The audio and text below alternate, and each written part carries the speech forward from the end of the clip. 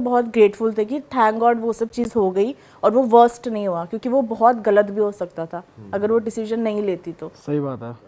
तो लड़कियों का थोड़ा सा ना, और केरला स्टोरी क्यों बोल रहे कि लड़कियों को देखने चाहिए, क्योंकि एक्चुअली लड़कियों को, उन लड़कियों को ही टारगेट करते हैं लोग जो बहुत वीक होती है, मेंटली जो बहुत वीक होती है, जो थोड़ी इनोसेंट होती हैं और इमोशनली थोड़ी सी एग्जैक्टली। वीक। मूवी में भी ये दिखाया हुआ है वो जो, क्योंकि जब भी हम लोग जैसे हॉस्पिटल जाते हैं वहाँ पे सब केरला की होती है ना नर्सेज वगैरह, तो वहाँ पे भी वही दिखा हुआ है, केरला के अलग अलग रीजन से वो वहाँ पे एक नर्सिंग कॉलेज में आए हुए हैं, तो हॉस्टल में रह रहे हैं वो लोग, और उनकी जो एक फ्रेंड है वो मुस्लिम है।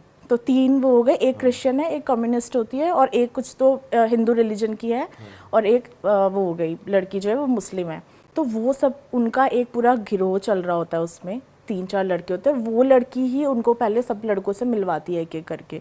तो उसके ऊपर ही पूरा स्टोरी बेस्ड है। और एक लड़की बहुत स्मार्ट होती है उसमें, जो क्रिश्चियन होती है, उसको नहीं फंसा पाते वो लोग। वो इतनी स्मार्ट होती है, वो कुछ नहीं सुनती अपने गॉड के लिए, मतलब शिव जी के लिए भी जब बोलते हैं वो ऑब्जेक्ट करती है उस चीज़ को।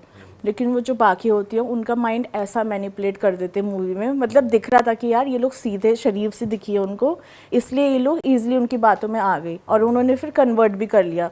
उसके बाद फिर आगे उन लोग को सीरिया भेज दिया, टेररिस्ट ग्रुप में उनको डाल दिया।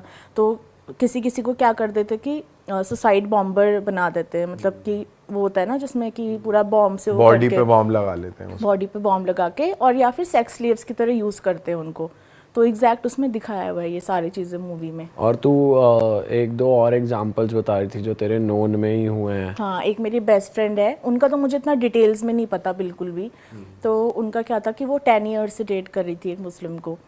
तो उनको बहुत समझाया भी, कि पेरेंट्स ने समझाया, क्योंकि वो पंडित फैमिली से बिलोंग करते थे।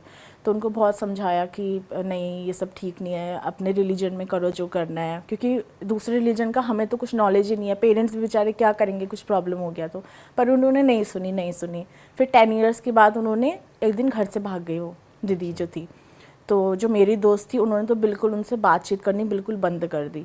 ठीक है, फिर 1 हफ्ते बाद, शादी होने के बाद, वो 1 हफ्ते के बाद घर आ गई वापस।